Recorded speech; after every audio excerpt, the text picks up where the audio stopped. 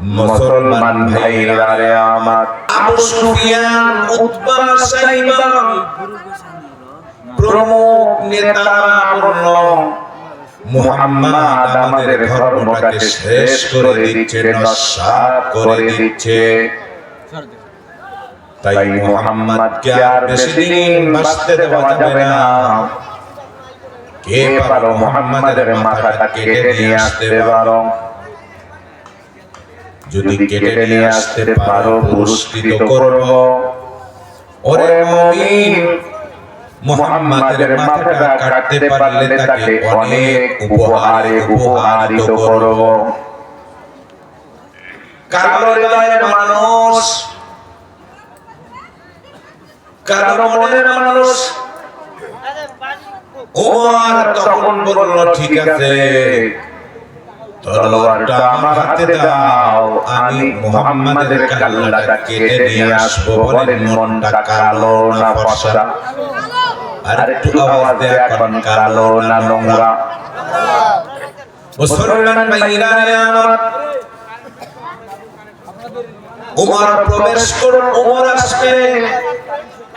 ইতিমধ্যে রাস্তায় কে জানে বলল, শোনো, মুহাম্মাদের মাথা কাটতে যাওয়ার আগে তোমার নিজের বাড়িটার খবর নাও।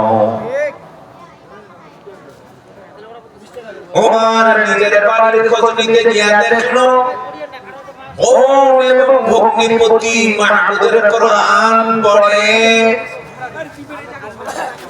ওমর বোনের বাড়িতে প্রবেশ করলো, মারধর শুরু করলো, বোনকে ভগ্নিপতিকে অত্যাচার করলো। ও মুসলমান ভাই আমার, আমিরুল মুমিনিন তখন মুসলমান নন। উমার দায়িত্ব বোনের প্রতি, ভগ্নিপতির প্রতি কোরআন পড়ার কারণে নির্যাতন করলো। ওরে মুসলমান ভাই আমার, বাংলাদেশে মুসলমানের ঘরে জন্ম নিয়া মাঝে মাঝে শিপন শাড়ি পইরা, কাবা ঘর মাঝে মাঝে তওয়াফ কইরা আল্লাহর কোরআন পড়ে, এইজন্য মুসলমানগুলোকে নির্যাতন করে এমন মানুষ দেখেছেন কি দেখেন নাই? মুসলমান ভাইরা আমার, হযরত ওমর ভগ্নিপতিকে মারধর করার পরে বলল, ওই কোরআন ছেড়ে দে। বোন ভগ্নিপতি জবাব দিল, শোনো, তোমার মায়ের জীবন যাবে, আমার আল্লাহর কোরআন দিল থেকে পালাবে না।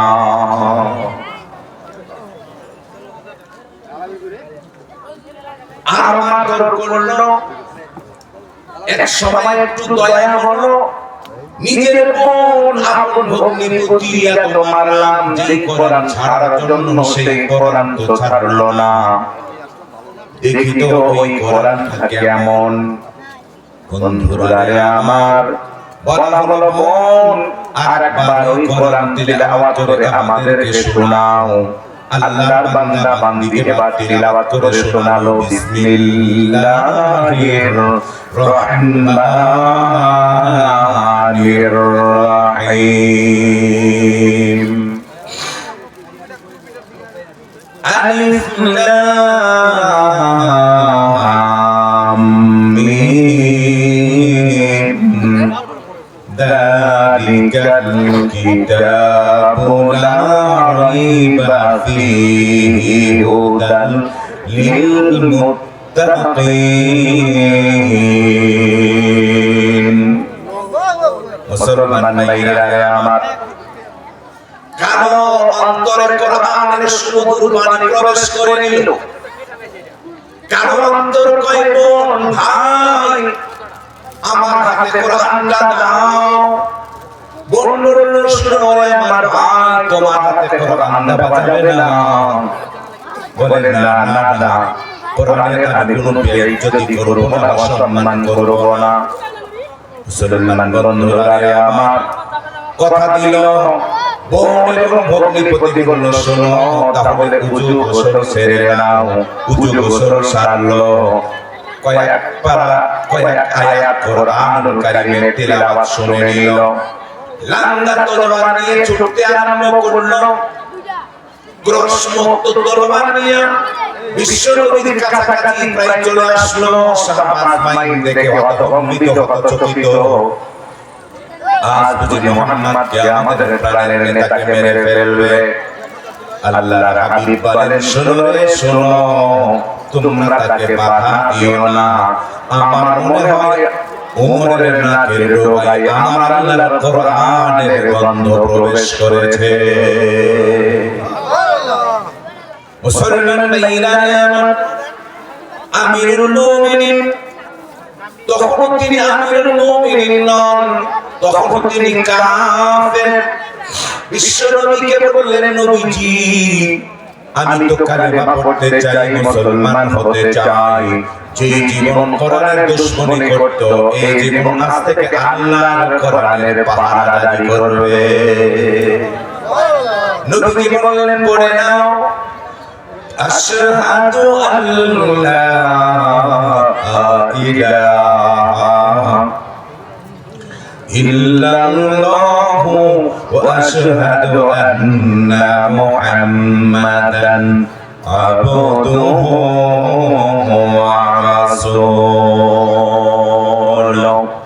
ও মুসলমান ভাই আমার, এমন কালো দিলকে, এমন কালো মনকে যে কোরআন জান্নাতের রঙে রঙিন করে দেয়, ওই কোরআন যদি বাংলার মুসলমান মানে, ওই কোরআন যদি বাংলার মুসলমান পড়ে, ও মুসলমান ভাই আমার, বলেন তো ওই মানুষগুলোর অন্তর থেকে শুরু করে গোটা সমাজ সাদা হবে কি হবে না? মানুষের লোক তো ফ্রেশ হবে হবে, গোটা সমাজ ফ্রেশ হবে, জাতি ফ্রেশ হবে। আল্লাহর কোরআন দিয়ে রাষ্ট্র পরিচালনা করলে রাষ্ট্র হবে ফ্রেশ, রাষ্ট্র হবে নিখিল, রাষ্ট্র হবে স্বচ্ছ সুন্দর। জোরে কোন আল্লাহু আকবার।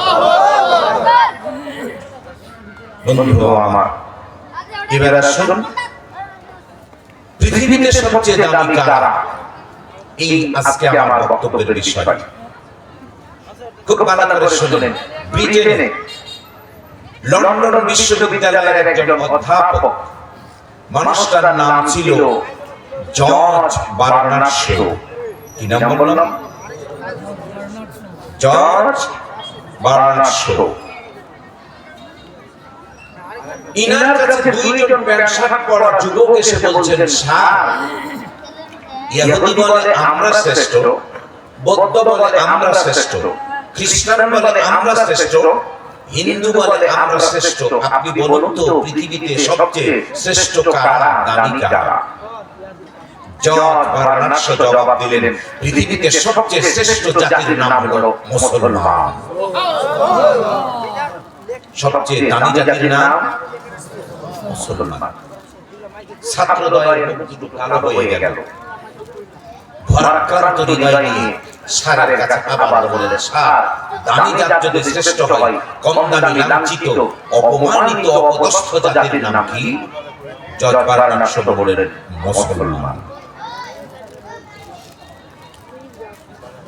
ছাত্ররা প্রশ্ন করলেন, স্যার, প্রশ্ন করলাম দুইটা, উত্তর দিলেন একটা, দামি মুসলমান, মূল্যহীন মুসলমান। কারণ কি? মুসলমান ভাইরা আমার, বিখ্যাত মনীষী লন্ডন বিশ্ববিদ্যালয়ের অধ্যাপক, ভূতত্ত্বের বিজ্ঞানী ডক্টর জর্জ বার্নার্ড শো জবাব দিয়ে দিলেন, ও দুনিয়ার মানুষ শোনো, মুসলমানদের কাছে একটা গ্রন্থ আছে, গ্রন্থটার নাম কোরআন। যারা এই কোরআনটা মেনে চলবে, ভালো করে শুনে নাও, তাদের চাইতে সম্মানী গোষ্ঠী জগতে আর কাউকে পাবা না। তারা সবচেয়ে বড় সম্মানী, সবচেয়ে বড় ইজ্জত মুসলমানদের। জোরে বলুন আলহামদুলিল্লাহ। মুসলমান ভাইরা আমার,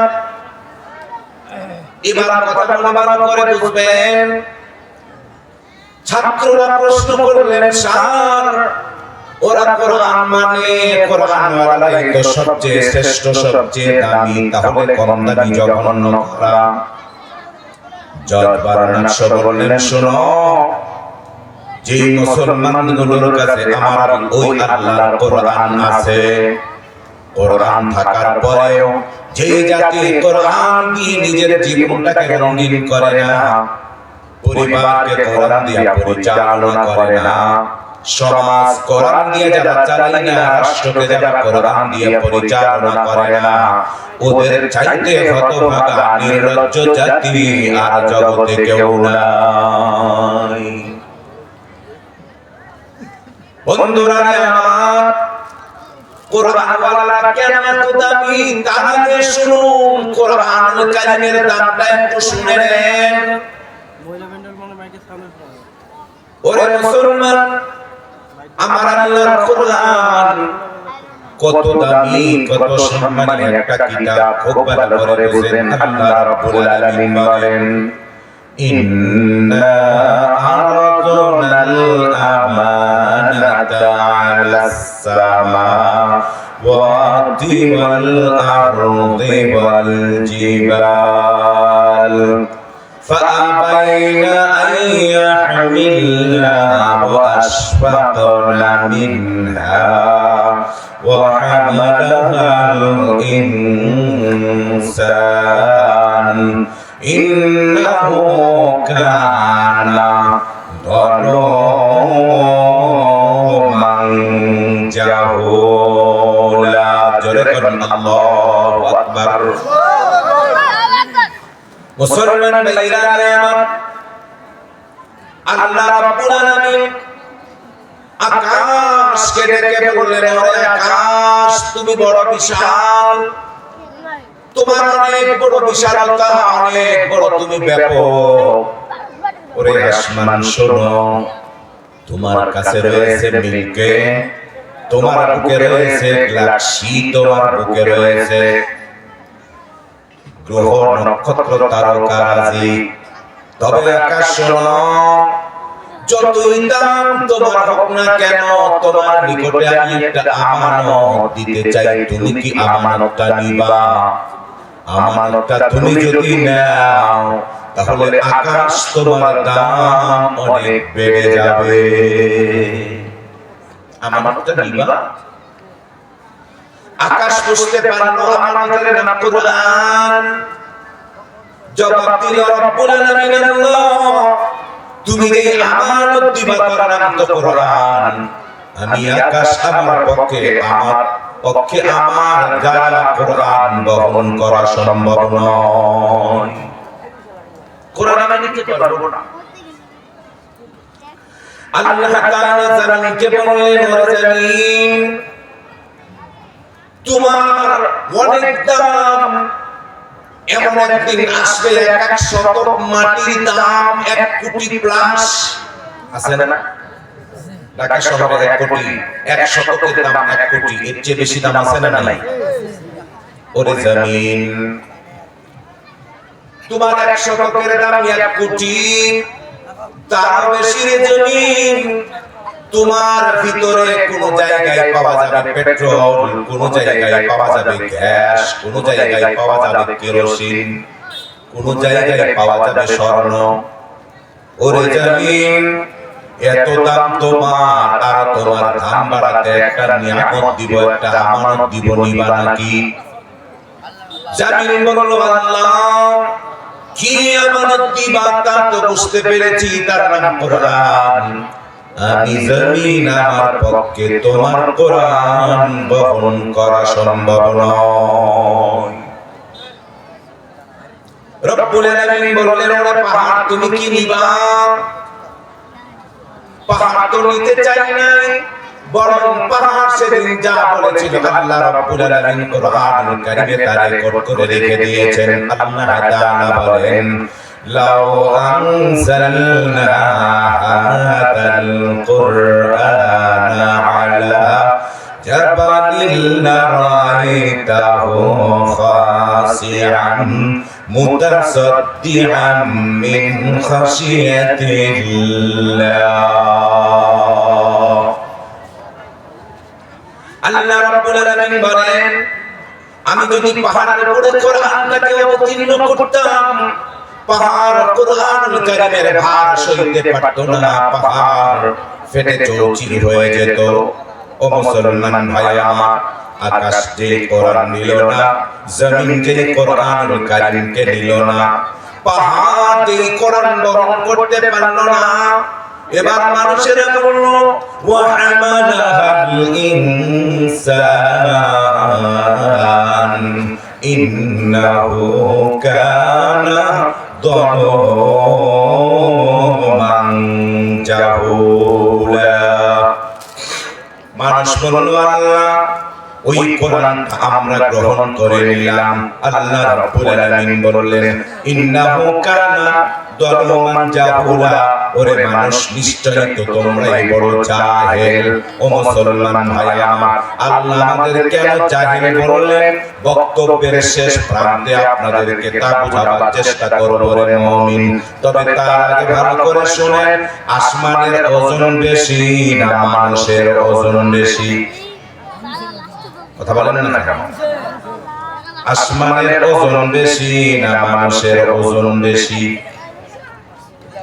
আসমানের ওজন অনেক অনেক অনেক বেশি মাপার জন্য আগে ছিল দাঁড়িপাল্লা আচ্ছা ছিল না এরপরে দাঁড়িপাল্লার দিন শেষ মেগা ডিজিটালের বাংলাদেশ ঠিক না এখন মানুষ মাপে ডিজিটালে তো ডিজিটালে মাপতে মাপতে ট্রাক কি ডিজিটালে আসবে এটা জন্য এখন শুরু হয়েছে স্কেল আছে না বন্ধুগণ দাঁড়িপাল্লায় যা মাপা যায় না তা ডিজিটালে মাপা যায় ডিজিটালে যা মাপা যায় না তা স্কেলে মাপা যায় तमाम পৃথিবী যা মাপা যায় না মুমিনের বিবেকে তা মাপা যায়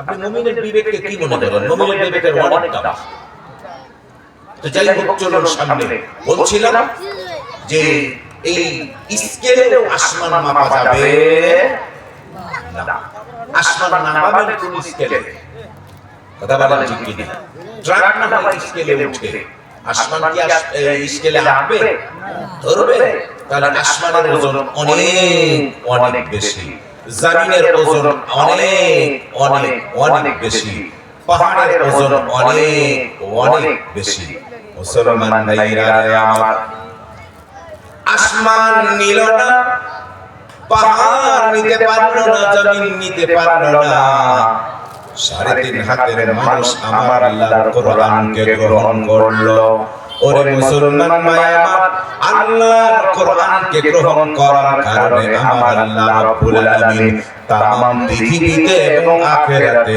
সবচাইতে মানুষকে বড় বানিয়ে দিলেন ওয়ালাকাদ কাররামনা বনি আদম জগতে আমি আল্লাহ রাব্বুল আলামিন বানি আদমের সবচেয়ে দাম বাড়িয়ে দিয়েছি ওরে মুসলমান আদমের সন্তান মুসলমানের দাম কত কোরআন ওয়ালার দাম কত একটু বলবো আপনারা কি শুনবেন কোরআন ওয়ালাদের পাওয়ার কত কোরআন ওয়ালাদের ইজ্জত কত খুব ভালো করে শুনেন একটা গ্রন্থের নাম হলো মিসকাতুল মাসাবি মাসাবি মুসলমান ভাইরা আমার জীবনে তো আমি সাজেশন পড়ি নাই গাইড পড়ি নাই হ্যান্ড নোট পড়ি নাই যা পড়েছি মূল ভলিউম আলহামদুলিল্লাহ মিশকাতের মূল ভলিউম পড়েছি মিশকাতের মূল ভলিউম যেটার নাম মিশকাতুল মুতারজাম ওটা আরবি টু উর্দু এবার আরবি তরজমা উর্দু আলিম ওলামা যারা আছেন তারা পড়েছেন মনে হয় বলছিলাম এই মিশকাতুল মুতারজাম অধ্যায়ের নাম বাবুল কারামাত বাবুল কারামাত পৃষ্ঠা নাম্বার 545 পৃষ্ঠা। পৃষ্ঠা নাম্বার কত? 545 পৃষ্ঠা। মিশকাতুল মুতারজাম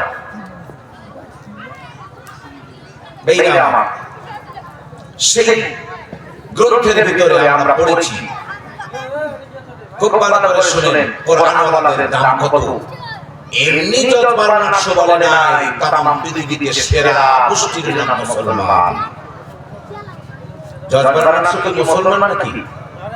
কথা বলেন, যতবার 800 কি মুসলমান? আমার তো টুপিওয়ালা দাড়িওয়ালা প্যান্ট শার্ট ইন করা টাই করা কোট পরা খ্রিস্টান যতবার 800 বলছেন। মুসলমানেরা সবচেয়ে দামি, কারণ মুসলমানের হৃদয়ে মাহমুদের কোরআন থাকে। আপনাদের হৃদয়ে মাহমুদের কোরআন আছে না? কি বলেন, কোরআনকে জায়গা দিতে পারবেন না হৃদয়ে? বাংলার মুসলমান নামাজ যদি না পড়ে, তবে বাংলার মুসলমান কোরআনের জন্য জীবন দিতে পারে। আবার এদেশে আমার আল্লাহর কোরআনকে কেউ যখন সম্মান করে কথা বলে, এদেশের আলেম ওলামা যখন মসজিদ থেকে দাঁত দাঁড়ায়, কি নামাজি কি বেনামাজি কি মদখোর কি সুদখোর, সবাই আল্লাহর কোরআনের জন্য ময়দানে ঝাঁপিয়ে পড়ে। কথা কোন মুসলমান ঠিক না বেঠিক? ওই কোরআনের রাজ প্রতিষ্ঠার লক্ষ্যে, ওই কোরআনের হুকুমত প্রতিষ্ঠার লক্ষ্যে যদি আপনাদের কোনোদিন ডাক দেওয়া হয়, রাজি আছেন না নাই? সবাই রাজি আছেন না নাই? আল্লাহ কবুল করুন, সবাই পড়েন আমিন। আর একটু মোহাম্মত নিয়ে বলেন আল্লাহুম্মা আমিন। তো যতবার মানুষ বলেন কোরআন ওয়ালারাই সবচেয়ে দামি, মুসলমানেরাই সবচেয়ে দামি, তাদের কাছে কোরআন আছে। এবার আসেন কোরআন ওয়ালাদের দাম কত, কোরআন ওয়ালাদের পাওয়ার কত, একটু খেয়াল করেন। 545 পৃষ্ঠা, মনে আছে না? বলে গেছেন, ওখানে হাদিসটা আছে। মুসলমান ভাইরা আমার, নবীজি সাল্লাল্লাহু আলাইহি ওয়াসাল্লামের একজন সাহাবী হাদিসটি বর্ণনা করছেন, খুব ভালো করে শুনেন। আন ইবনে মুনকাদির আন্না সাফিনাতা মাওলা রাসূলিল্লাহি সাল্লাল্লাহু আলাইহি ওয়াসাল্লাম কানা মিন আমরি فأقبل الأسد له بسبسة حتى قام إلى ذنبه كلما سمع صوتا أهوى إليه ثم رجع الأسد رآه في سرح السنة أو كما قال عليه الصلاة والسلام। মুসলমান ভাইরা আমার, নবীজি একদিন বললেন, ও আমার সাহাবারা, ওই রুমের মানুষগুলো আমার আল্লাহ কেউ মানে না, আমাকে নবী বলে তারা চিনে না। তারা তো সূর্যের পূজা করে, গ্রহ নক্ষত্রের পূজা করে। ও আমার সাহাবীরা, কে পারো সেখানে গিয়ে কালিমার দাওয়াত দিতে, কোরআনুল কারীমের দাওয়াত দিতে। নবীজির একজন খাদেম তিনি বললেন, হুজুর, আপনি যদি আমাকে সিলেকশন করেন, নির্বাচন করেন, কারোর অনুমতি লাগবে না, কারোর কাছে আমাকে যাওয়া লাগবে না, আপনি যেমনই বলবেন তেমনই আমি রুমের মাটিতে কোরআনুল কারীমের দাওয়াত নিয়ে চলে যাব। আপনারা বলা লাগবে, আমি চলে যাব রুমের মাটিতে কোরআনের দাওয়াত দিতে। আলহামদুলিল্লাহ বলেন মুসলমান ভাই আমার, রুমের মাটিতে নবীর সাহাবী কোরআনের দাওয়াত নিয়ে যাবে। আজকে এখানে আল্লাহর কোরআনের একটা ঘর মাদ্রাসা আপনারা করবেন না? কি বলেন, করবেন না?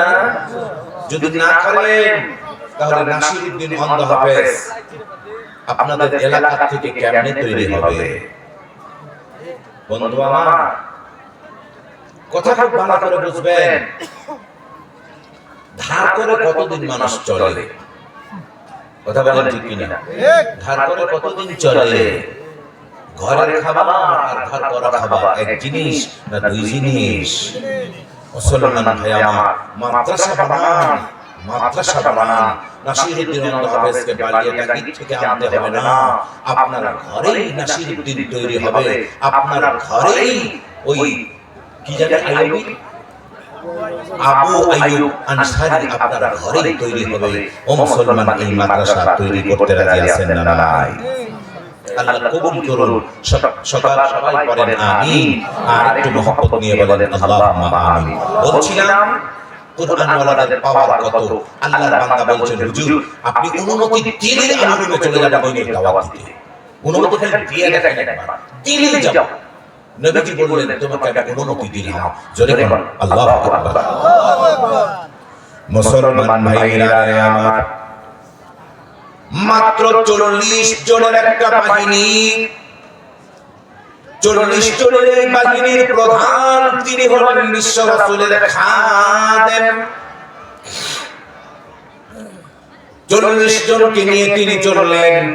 যাওয়ার সাথে সাথে রোমের বাদশাহ দাঁত মেলা করে হাসে, বলে বেটা সাহস তো কম না, মাত্র 40 জনের ছোট্ট বাহিনী নিয়ে রোমে আসছো, সৈন্য লাগবে না, কাউকে লাগবে না, বরং রোমের জঙ্গলের সমস্ত হিংস্র প্রাণীগুলো তোমাদেরকে খায়া খতম করে দিবে।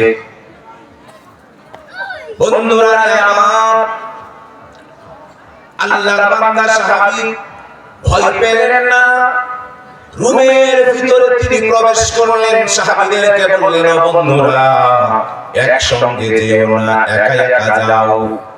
একসঙ্গে যদি যাও চতুর্দিক থেকে কাফের গোষ্ঠী আমাদেরকে মেরে ফেলবে, নয়তো হিংস্র প্রাণীগুলো আমাদেরকে খেয়ে ফেলবে। তাই তো একা একা যাও।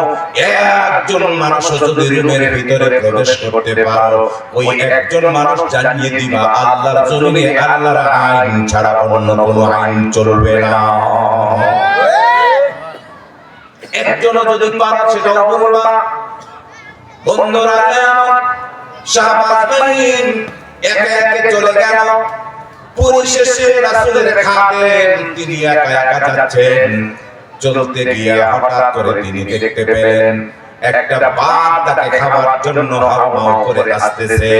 আল্লাহর বান্দা একটু ভয় পেলেন। ভয় পাওয়ার পরে তিনি এবার মনে মনে ভাবলেন, আল্লাহর কোরআন তো আমার বুকে, জোরে বলুন আল্লাহু আকবার। আল্লাহর কোরআন তো আমার বুকে। আল্লাহর বান্দা এবার পড়তে লাগলেন, ওয়ালা তাহিনু ওয়ালা তাহজানু আনতুমুল আ'লাউনা ইন কুনতুম মুমিনিন। আমার আল্লাহ রাব্বুল আলামিন তো আমাদেরকেই বলেছেন, ওরে মুমিন তোমরা ভয় পেও না, ওরে মুমিন তোমরা চিন্তাগ্রস্ত হয় না। তোমরা যদি মুমিন হও তোমাদের বিজয় আমি আল্লাহ নিজের হাতেই তুলে দেব। আল্লাহর বান্দা আয়াতটাকে পড়লেন, মনে মনে একই করে নিলেন। এরপর তিনি আরেকটা আয়াত পড়লেন, আয়াতুল কুরসি। জোরে বলেন কোন আয়াত? আরেকটু জোরে বলেন কোন আয়াত? আয়াতুল কুরসি। ওরে মুসলমান, আয়াতুল কুরসির দাম কত একটু শুনেন। কি ভয় মুসলমান আপনার? কসম আল্লাহর, ওরে মুসলমান কসম আল্লাহর, গভীর রজনীতে মোটরসাইকেলে চলছেন, ট্রাক আপনাকে পেছতে পারবে না, বাস আপনাকে পিছতে পারবে না, কোন ডাকাত আপনার দিকে চোখ রাখতে পারবে না, কোন সন্ত্রাসী আপনার দিকে চোখ রাখতে পারবে না। যদি আপনি আমার আল্লাহ রাব্বুল আলামিনের আয়াতুল কুরসি পড়ে বুকের ওই কি বলে হাতের মধ্যে ফু দিয়ে মাথা থেকে নিয়ে পা পর্যন্ত মালিশ করে নিতে পারেন, আয়াতুল কুরসির এত দাম। আল্লাহর নবী মুহাম্মদুর রাসূলুল্লাহ সাল্লাল্লাহু আলাইহি ওয়াসাল্লাম তিনি বলেন, আয়েশা রাদিয়াল্লাহু তাআলা আনহা قالت قال رسول الله সাল্লাল্লাহু আলাইহি ওয়াসাল্লাম, আম্মাদান আয়েশা সিদ্দিকা রাদিয়াল্লাহু তাআলা আনহা তিনি বলেন, বিশ্বনবী মুহাম্মদুর রাসূলুল্লাহ সাল্লাল্লাহু আলাইহি ওয়াসাল্লাম তিনি বলেন, মান ক্বালা আয়াতুল কুরসি, কেউ যদি পড়ে আয়াতুল কুরসি, মান ক্বালা আয়াতুল কুরসি, কেউ যদি পড়ে আয়াতুল কুরসি, দুবুরা কুল্লা সালাতিন মাকতুবাতিন, প্রত্যেক দিন 5 ওয়াক্ত ফরজ নামাজের পরে কেউ যদি পড়তে পারে, নাম ইয়ামনাউ মিন দুখুলিল জান্নাহ, ওই লোকটাকে মহান আল্লাহ জান্নাতে অবশ্যই অবশ্যই প্রবেশ করিয়ে দেবেন। জোরে বলুন সুবহানাল্লাহ। যারা যারা প্রতিদিন 5 ওয়াক্ত ফরজ নামাজের পরে আয়াতুল কুরসি তিলাওয়াত করবে আল্লাহ তাআলা তাকে জান্নাতে প্রবেশ করাবেন। এবার হয়তো আপনি মনে মনে ভাববেন হুজুর গতকালকেও পড়েছিলাম আজকেও পড়েছিলাম এখনো কেন জান্নাতে প্রবেশ করি নাই? জবাব হলো এইটা, লাইল ইলা আয়ামুত, মরেন নাই তাই তো জান্নাতে যান নাই, মরবেন তো আল্লাহর জান্নাতে ঢুকতে দেরি হবে না। আয়াতুল কুরসির এত পাওয়ার, গোটা কোরআনের কত পাওয়ার, কথাটা বোঝা যায়?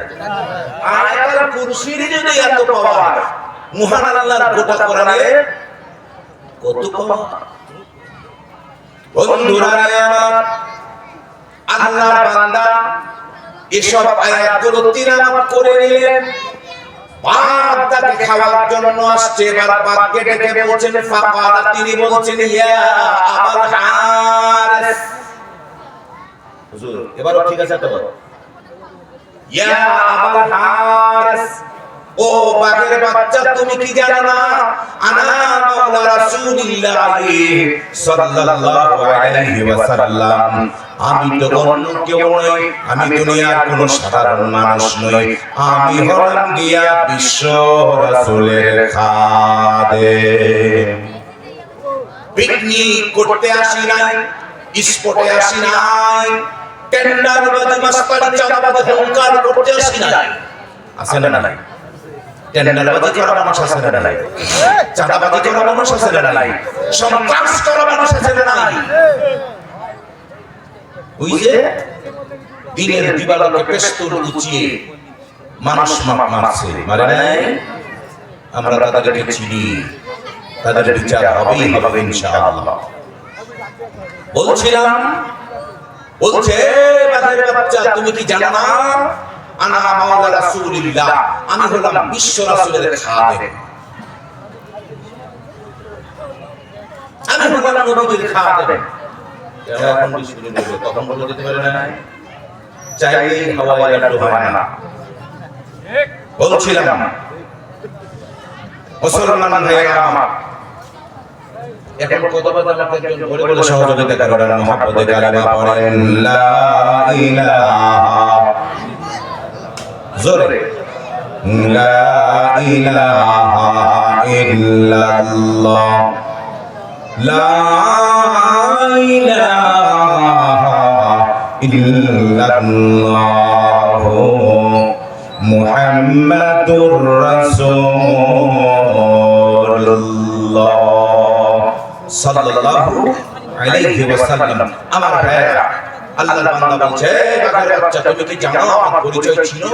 আমি হলাম নবীর খাদেম, রুমের মাটিতে আল্লাহর কোরআনের পতাকা উড়াতে এসেছি। রুমের মাটিতে উড়াতে এসেছি, আল্লাহর কোরআনের পতাকা উড়াতে এসেছি। ও মুসলমান, রুমের মাটিতে 40 জনে আল্লাহর কোরআনের পতাকা উড়াতে চাই। বাংলাদেশে 18 কোটি মুসলমান আল্লাহর কোরআনের পতাকা উড়াতে রাজি আছেন না?